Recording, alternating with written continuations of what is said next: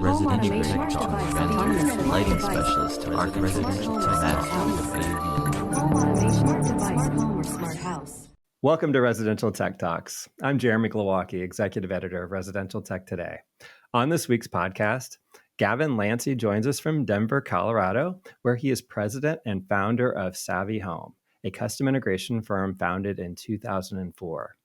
SaaviHome recently launched a franchise business model to provide entrepreneurs with a turnkey program to enter the smart home technology and light commercial markets in the Mountain West region of the U.S.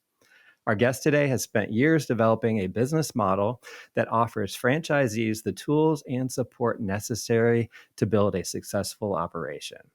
The program offers comprehensive technical training, marketing support, and access to the company's extensive network of resources. Today, we'll learn more about our guest's career path in home tech, his company's history, and how the SaaviHome franchise model actually works. Gavin Lantzy, welcome to the podcast. It looks like you're having a spectacular early November day there in Denver. Every day is spectacular, Jeremy. Thanks for having me. And you said offline that you, although it's 71 degrees there, here we're recording on election day. You've got a little winter weather coming around the corner there. It is Denver. It's not supposed to be 71 in November, probably. I think it's the sun shines like 300 days a year here, but yes, any minute it will change, and we do have snow coming tomorrow, I believe. So, we're in for it. It's great to be in Denver for sure. Well, you and I spoke this past summer, kind of leading up to CEDIA Expo, and then reconnected actually at Expo there in your hometown, which was very convenient for you as an exhibitor. And I want to spend lots of time talking about the franchise model that I previewed here in the intro, but I think our audience always likes to get to know the person that we're talking to first as a guest. And I kind of peeked at your bio on LinkedIn. Even though we talked, I noted that you have a degree in economics from the University of Utah, which is a pretty unique pedigree for the CI business. And I do remember that the main reason you got into the CI business was because of your father. But before we get into that, what were some of your early interests? Do you can recall what you wanted to be when you grew up? Well, a professional ski bum was certainly on the radar all through high school. Although when you get to the reality of it, that doesn't pay the bills really well. Okay. So yeah, I grew up in Boulder, Colorado. My parents had a place in Frisco, which is just up the road. And so we would go up there kind of all through when I was young, learning how to ski, spend a ton of time in the great outdoors here in Colorado. And that's what brought me to the University of Utah, actually, is going out there for the skiing. Okay. So that I guess was the original goal, but didn't last long. Yeah, sure. Yeah, that's not a very, very obvious career path. I mean, unless you hit the Olympics maybe or something. But right, yeah. And then at that point, it's work. It's not exactly being a ski bum. You've actually got to put in the extra training, right? Yeah. Well, the nice part about being in Utah was it was right up the road. So could get, 100 days of skiing in a year while running a business and going to school. So, it's it was a blast. Well, I do recall part of your story is that you got into a painting business. Now, was that a college business for you or earlier? It was, yeah. So look, I grew up and went to high school in Boulder, and then went out as a freshman at the University of Utah, where I started my own house painting business. And so we turned that business into a national internship program called College Works Painting. And what we did there is basically teach college kids like myself, get my buddies together to run our own painting business, right? Just in a territory where I was a door-to-door model. So I'd go out and pound the pavement, knocking on doors, trying to find people who had some peeling paint on their windowsill, and saying, hey, we could give you an estimate, So we learned how to basically systemize the bidding process, the sales process, the marketing process, how to hire employees.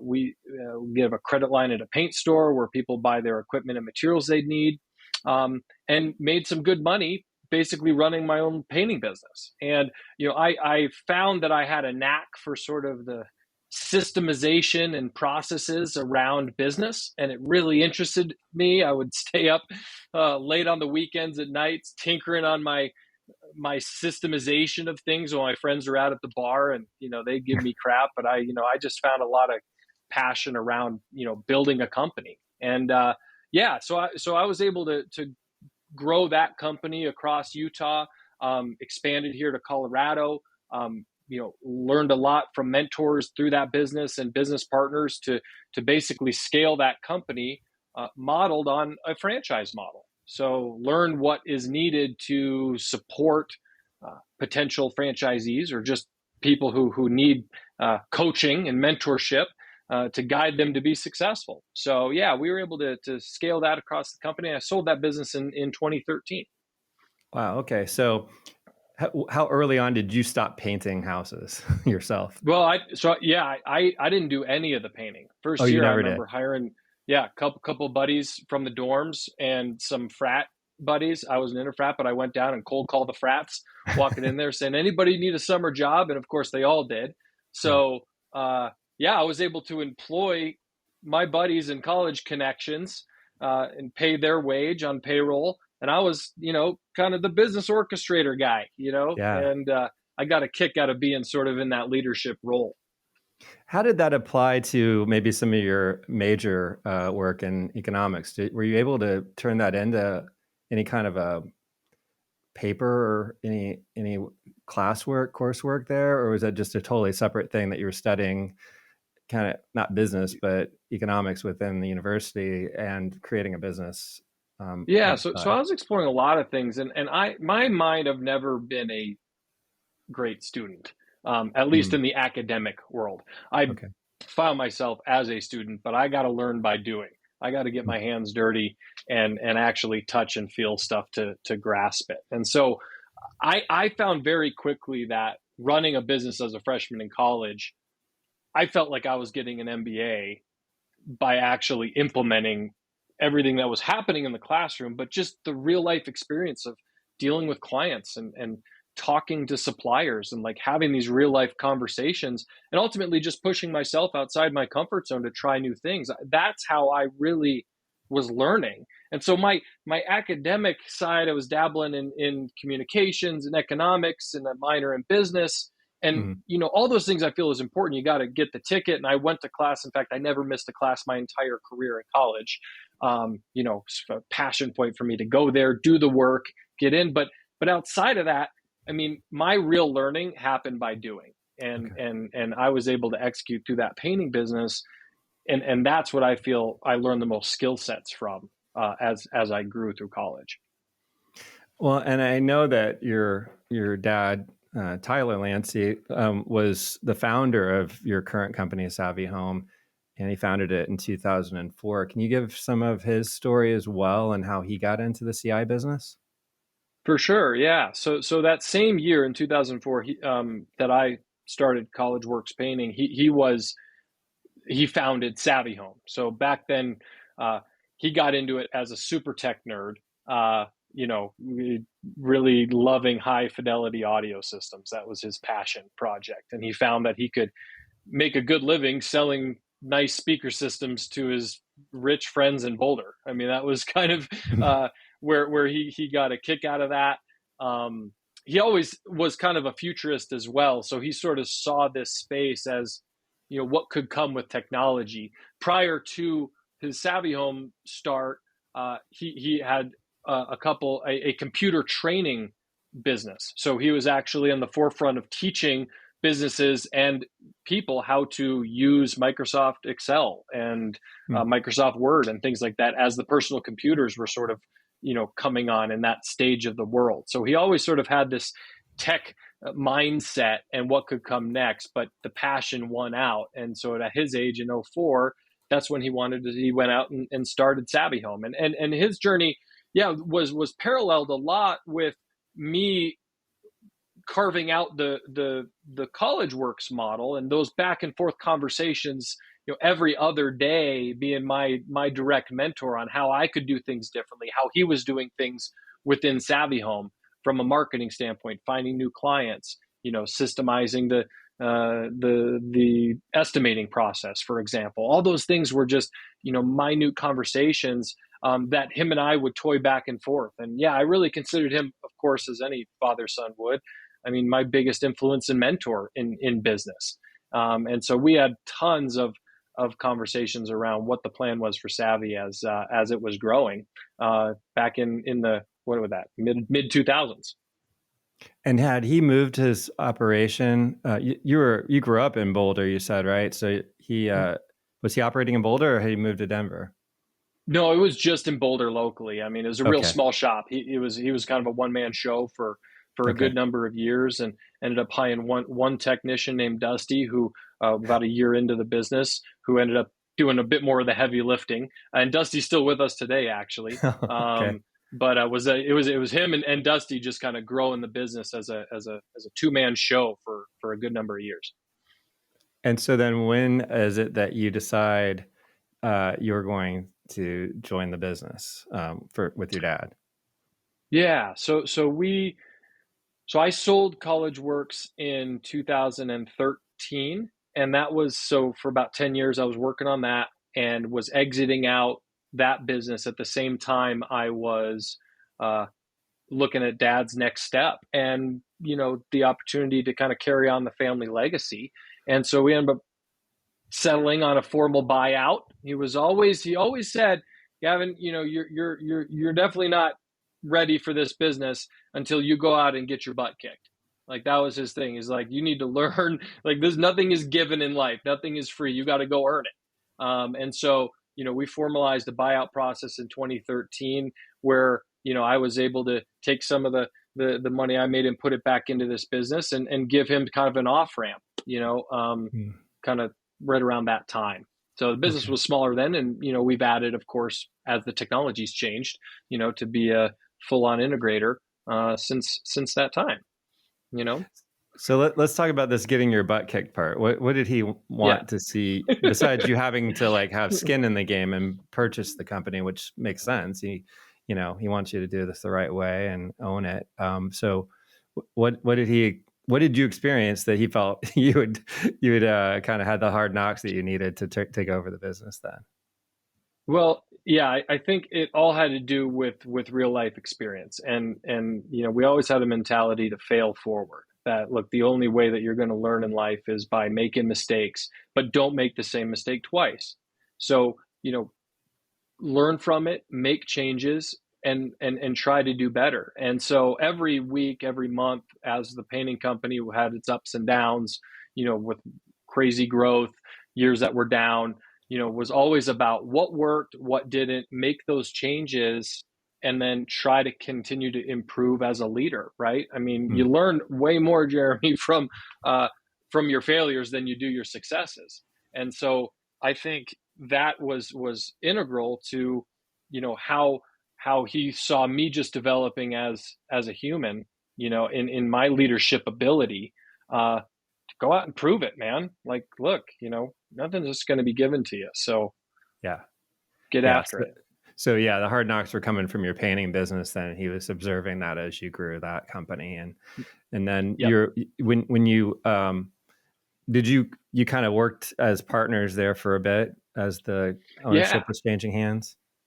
For sure. Yeah. So for a lot of years, again, I really had no technology experience, of course. And so I needed to learn the ropes. And so I came under his wing to learn the current systems, sort of I had a good base in the construction industries, right? The trade partners and how that sort of worked with being in a painting company. It's a home services idea, right?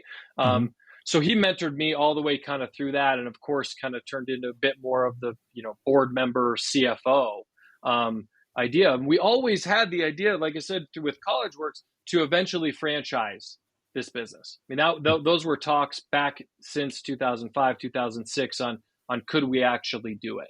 And so we spent a lot of years working together to get the business model refined, where it's repeatable, where it's simplified, where it can actually be expanded with maybe someone who knows nothing about that. And unfortunately, my dad was killed in a car accident in 2021. So in June, right before Father's Day. It was a drunk driving incident, and he, of course, passed away. And I tell that just because every day I think about it. Of course, it pulled out a piece of my heart, and still does.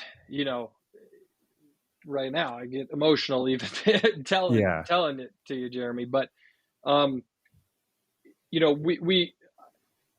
tried to refocus, and I went through a real dark period in there where I didn't know what was up, what was down, what the eventual outcome was going to be. And I'm fortunate though, because very quickly I found by looking at SaaviHome and looking into the family business, I found this.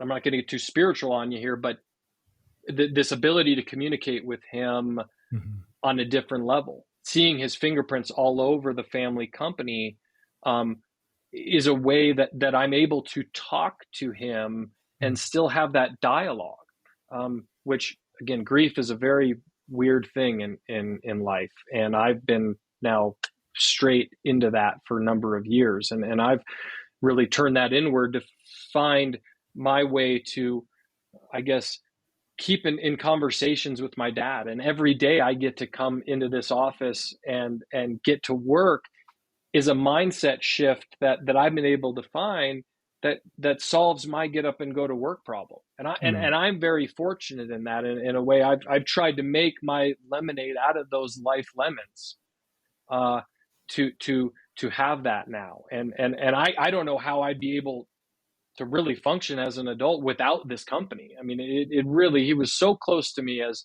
a dad and son, but we had the fortunate to work together for a lot of years, to be that close on a professional level outside of the family level, and things that we did together that of course go into a father-son relationship, that we also had the business side. And so I've continued that and feel a bit of sense of healing through growing our company.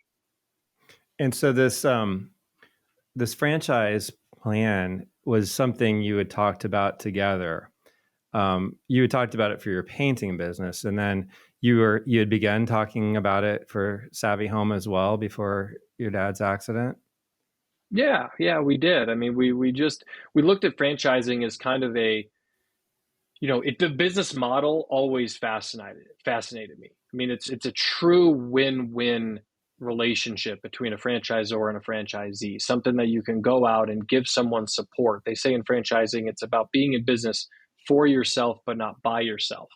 And the part of my personality type is just doing best for my people. Seeing others succeed, warms me up, kind of makes me happy. And so looking at a franchise opportunity, and as I learned through my college works days, having others go out and sell jobs and produce happy clients and see a business actually move by having a little hand in that leadership bucket gives me a kick.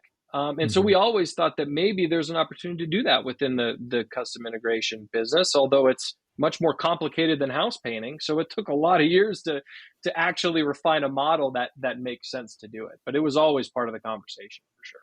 Today's episode of Residential Tech Talks is brought to you by NICE, the global manufacturer of smart home security and building automation solutions.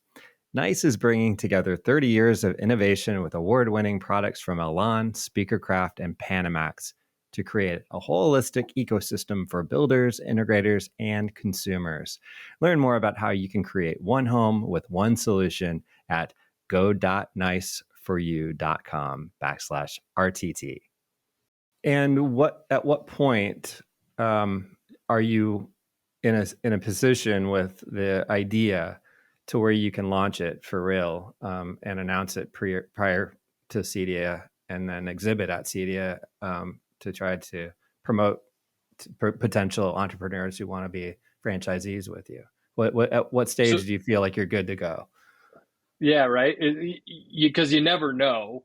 I never, and there's always self-doubt. I always have this, well, what if it doesn't, happen? And what if it doesn't work? But I think there was a long lead up of just improving the business model. And I remember sitting down in 2021 in March with my current team. We had a team of 4 of us, and we we called it our vision meeting, and we put up on the wall, like, where do we see this business in 5 years? And then where do we see this business in 10 years? and we sort of built this plan on a bunch of whiteboard sticky notes up on in this conference room down in Denver. I remember it. It was right during COVID times. So we all had our masks kind of going on, and the door open to the outside, and I remember the team going, well, sounds like a good plan, but a plan is only so good. It's about how we're going to execute. And so since those 2.5 years till CEDIA of this year is we really started to put the systems on paper, the legal documents together, the operations manual, the training programs, like all the deliverables and actual writing and recording and everything that's been doing to get the model ready to go. And we sort of threw that date on CEDIA just this year in 2023 as maybe our go live date. Because again, a business plan, you have to sort of start with a end in mind and then reverse engineer that to figure out what are the little baby steps, right? Well, okay, you want to launch a franchise company. So what are the little steps we can do to start to pick away at that? And it's been a beast, but that was kind of always in our mind, saying 2 years out, could we do it? And we held ourselves really accountable to that. And we ended up filing our documents three weeks prior to that CEDIA deadline. Wow. So it came to fruition, and we were able to bring our message out, because you have to have a bunch of docs filed before you even can brand yourself and say you're a franchise company, based on the FTC rules. Okay. And so the concept of this is not to acquire, not a Bravas type of thing where you're acquiring existing companies. You're really trying to get startup entrepreneurs to sign on and start a business from scratch, essentially, as under your franchise. Yeah, that's the idea. Is it's not a corporate acquisition play, and it's not even a corporate expansion play, right? Like. And if you boil the dollars and cents to it, it's not really a money grab, because those models are much more profitable, at least short term, for sure. Which is why I think a lot of companies don't explore the route of franchising. Our purpose, again, has to go a little bit towards the connection with my dad and the idea of that business model being something unique, to see if we could do it. Because the amount of investment, it doesn't pan out when I take a small percent of royalty, to actually make any money doing this thing. So, it really is interesting. But right, we want to find those executive leader types, people that want to be in business for themselves, maybe have an interest in the CI space, and give them the tools, training, and support and administrative side to get to profitability sooner and ultimately be successful in their own integration companies. And what is their initial buy-in, I guess, if that's the right term, or what's required of them initially? Sure. So we have a $50,000 franchise fee, and then we take a 6% royalty. So that's candidly, that's where we hope to make our money on the long-term annuity of producing jobs, making more happy clients, and hopefully we'll make some money down the line, right, when we get those running. The franchise fee is basically reinvested back into our franchisees with the training, the support, both field and classroom style, that we plan on delivering to them, to give them access to kind of 4 main pillars that we've built. And I can share those with you. Like basically a marketing and sales program, a vendor relationship program, an accounting and bookkeeping program, and then a customer service program. So I can go into those more in depth if you like, but those are sort of our 4 things that we have people behind, departments organized, so we can deliver, on those pain points of this business, to give them an opportunity to hit the ground running that much faster than trying to figure it all out on their own. Because we've sat down, we've done the work, we've gotten beat up, we made the mistakes. That's how we got here, right? And we learned from them, we made the changes, and now we're here. And one of those pillars that jumps out at me is the vendor relationship thing. And I wondered what the response had been from your vendor partners when you announced, or when you maybe gave them a heads up that you were working on this franchise model. It doesn't seem like something that's probably been encountered very often, if at all, for the vendors in the CI channel. What was their reaction, and what's the support been like from them? For sure. The initial reaction was, wow, that's ambitious. And then once they swallowed it, they said, that's actually a pretty cool concept. And again, it kind of goes back to the win-win idea. And you can almost add it as a win-win-win, right? Where our vendors have really been awesome in the sense of, well, we see an opportunity to sell more product, right? Mhm. So that's a win for them. SaaviHome Franchise Company is mandating the product line, the portfolio, the solutions, and the packages. So all the SKUs that we've vetted out and settled on, these are the ones that our franchisees are allowed to use, just to try to simplify the process, right? That it's not, anything off the shelf, that we really want to be guided towards the solution. So we feel like the manufacturers can win by getting that business for those SKUs and product lines in their portfolio. The franchisee can win because we want to pass on our purchasing discounts, our buying power to their individual shop. Right. Where versus if they just started up as a dealer level, maybe they don't have the buying power that they have through a label like us. And then the win for us, being, well, just that ideally we can steer the whole ship, to bring better solutions to the end clientele that we know are going to work, that we've practiced and used and vetted out the stuff that doesn't work.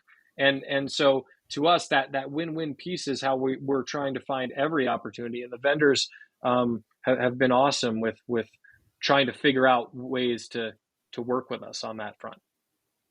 And I guess a question, I'm trying to think of the cynical listener who is saying, why this company? Why do they think they're so great and think that they should, procreate throughout the Mountain West?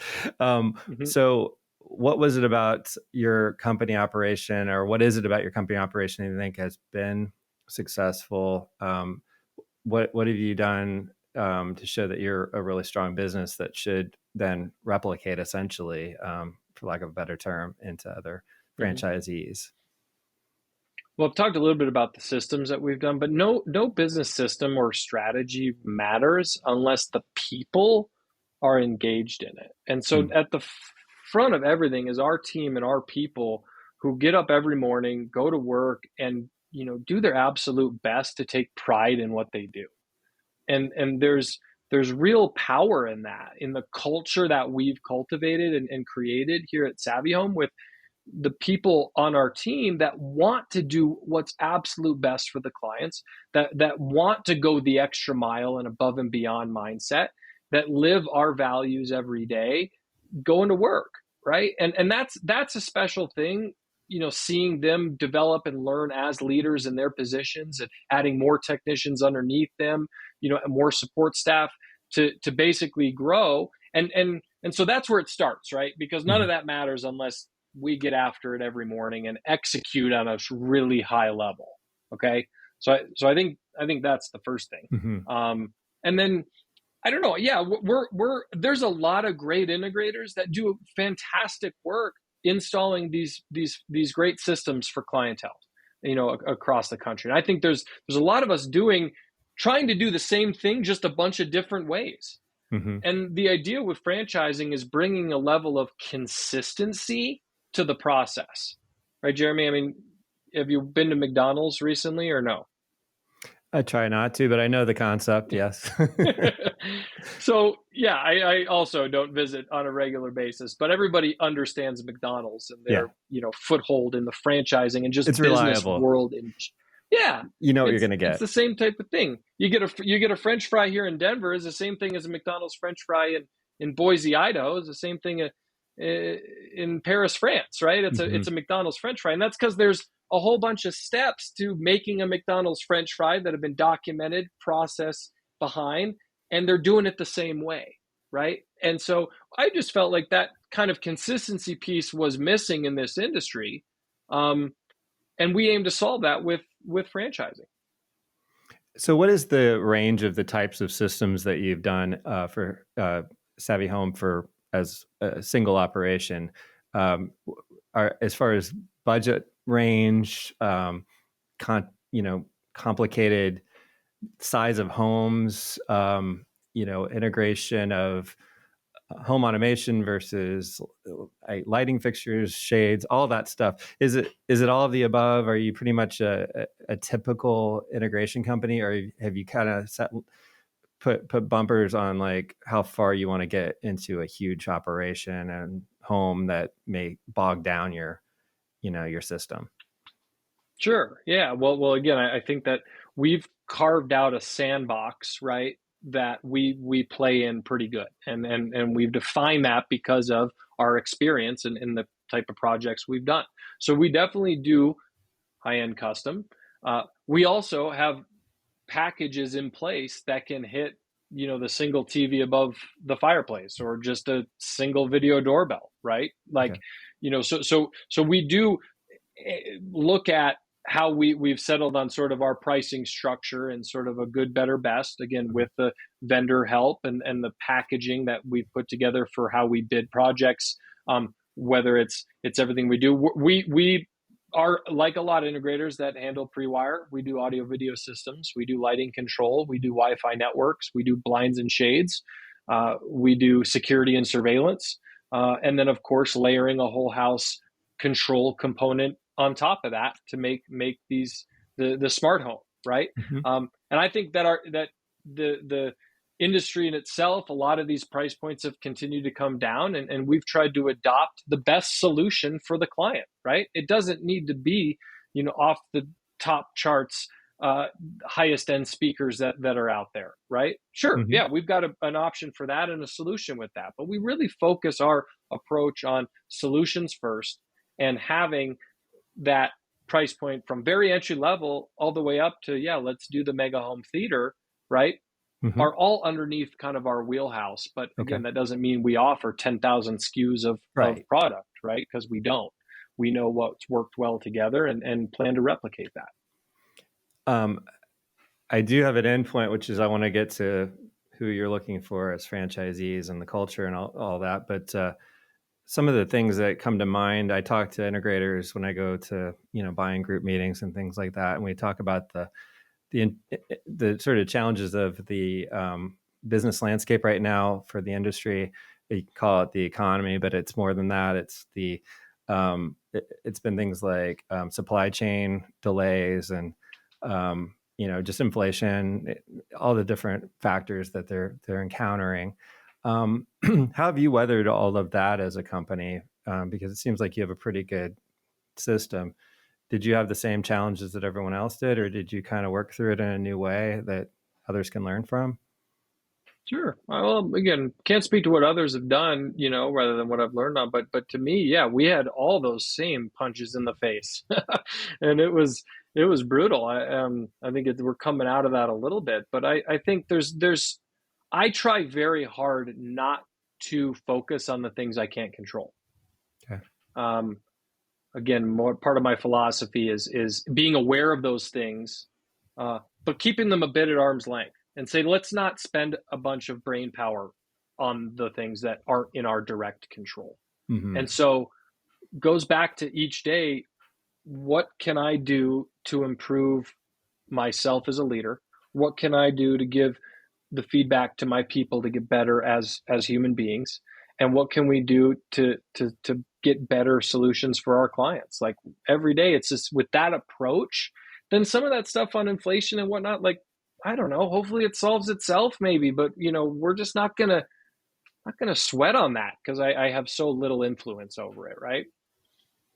Yeah, and I guess that's my question. Is you in the press release when it came out for your SaaviHome, it was quoting your 300% growth rate since 2020, and I think a lot of companies went through this really big spike in business after COVID when folks were spending a lot of disposable income and were at home looking at their houses and trying to improve them.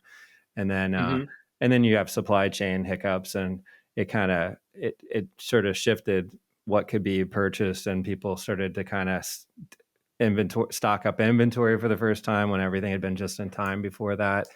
I just wondered if you felt like the business in general was sort of at a level place at this point. It's kind of growing still. Any kind of just finger on the pulse of things from your perspective. As I talk to other integrators, I like to ask them that kind of question. What are you seeing in terms of just the health of the industry right now? Yeah. Well, again, I am far from a futurist, right? But what I what I know is our data, our numbers, have continued to grow, and I think the industry, is moving to a point of clientele who are more comfortable with the app and voice control. They get the value of technology in their home on a wider scale than maybe they had in the past. So that adoption of our services is just there. It's a market need, and I think a lot of clientele are trying to find who's the trustworthy person to actually deliver and make this easier in my life, right? Technology is such a pain point, and it doesn't have to be when it's done right. But when you jumble a bunch of systems that don't communicate well together, you have technology pain, right? And so I think that's where we've always sat and see that on a larger market trend that says, well, yeah, these customers hopefully are looking for our services. So how do we reach them? How do we find them? And hey, franchising is a good way to do that in a bunch of new markets that say our corporate shop doesn't have reach to get to yet. Right. And so then that brings me to the question about who you're looking for in a franchisee. It seems like there's a cultural fit for sure, the way you describe your employees, your company. Who's this, or what are you kind of, I guess, looking for there, and your standard of excellence to sign on somebody? Yeah, good question. So for us, it has to be values and culture fit first, right? And so, our values, real quick: people before profit, thirst for learning, above and beyond experience, earn the right to be here, and do what you say you got to do. Do what you say you're going to do. If someone doesn't fall underneath those, we can't partner with them. So, that aside, it's like values on a piece of paper mean nothing. It's how we live. It's how we act. It's who we are, as human beings. So that culture in our organization, I would say every one of our employees, practice those values every day. So there's a real deep discussion in that, saying, is that how you value your life? If so, then yeah, let's continue the conversation. But for us, it's going to be that executive leader, right? That we want the people to be able to hire employees and scale an integration company. In order to do that, you have to have the leadership skills to inspire and manage people. We feel we've corporately built a support structure that helps the administrative side, of the company, the teaching, the learning, the classroom training, the LMS videos and scripts and all that stuff that we've put together, both on a business operations sales side and also the technical side, right? So there's been a ton of time and energy and sweat into those things, where we feel if we get the right personality type, that go-getter who wants to grow a business and can lead people, we can make them successful here, right?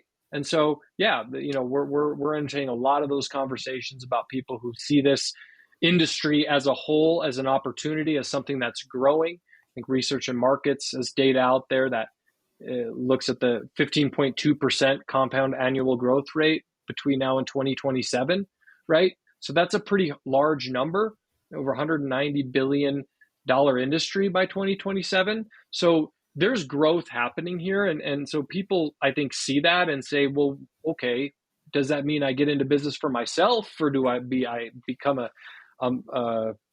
sales rep for a different company? And those are all good. There's avenues to jump in at all levels, right? And now we're just looking, saying, hey, maybe if you ever thought about being in business for yourself, and are done working for the man, so to speak, maybe a franchise is a good fit for you. And it doesn't need to be our franchise, right? I mean, franchising in general, I think, does a really good job at the good ones who do it responsibly, do it ethically, do what they say and are transparent about what they believe. That there's success stories all over the country about really well-run franchise experiences, right? And so that's what we are looking for, is the people first, the people that fit the values, that fit the culture, that want to take advantage of the home automation space and feel like they want to be a business owner. So, kind of as we wrap up, where do we stand now in terms of finding those first franchisees?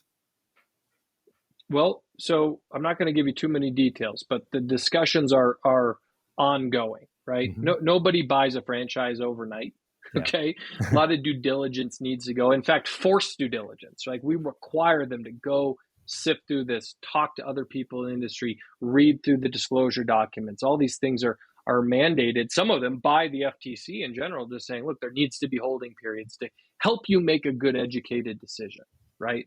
I could say that yeah, we're right on track where we need to be, to hit our growth goals, to work towards our budget and what we're spending towards. And I've been really impressed by the caliber of people that actually look at acquiring franchises. And there's been conversations with investor groups too that are looking at multiple territories and putting people in place to manage those. And so these are all discussions that we're having, and yeah, we'll as we get towards the end of the year, we're excited to put some people on paper.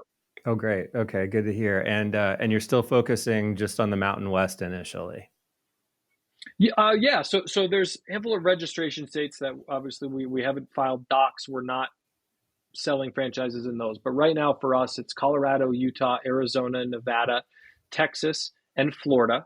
Okay. As well as there's a handful of what are called non-registration states where if the right opportunity comes, we'd entertain that. But again, it's all, as we start the first couple, it's about their real experience and the support that we're able to offer them. And so regionally makes a lot of sense. Now, again, I've built a model that's ready to scale, right? Mm-hmm. That the support, a lot of it can be automated, can be developed. But like you look at training as an example, Jeremy, everybody learns differently. So having a training model that fits one size solution is not a good way to do it. So I've built the training model that has a visual learning, an auditory learning, a reading and writing component, a getting in and doing and discussion type of learning, right? And so we've tried to put this whole thing together where people will be able to grasp different parts of it. And as humans, we have to learn through repetitive practice. That you don't. Everything can't sink in with 1, 2, 3 conversations. It has to be practiced again and again, over and over, until it really is committed to long-term memory, right? So like the support end of the people first, that are going to be there to give whatever questions come up, but using the technology to run a company and run a franchise business is something that, hey, we're really good at that stuff. Like we've been doing that since I was much younger, and now it's just so much more available with the processes in the cloud and there's the business back-end systems to provide that support. So we feel like we can grow nationally, but for now, yeah, we want to expand Colorado, Utah, Nevada, Arizona, Texas, and again, Florida, and feel we can be real successful in those states. Well, there's so much more to learn. And I think once we get to the first franchise owners being announced, then we can talk again and really just talk about what it looks like to scale up those particular franchisees and the ideal size and things like that. I don't want to get too much in the weeds and give away too many details that maybe you want to keep private. But right now, it's just an exciting story and developing as we speak. So great talking to you, Gavin. Thanks so much for giving us the background and telling us all about SaaviHome.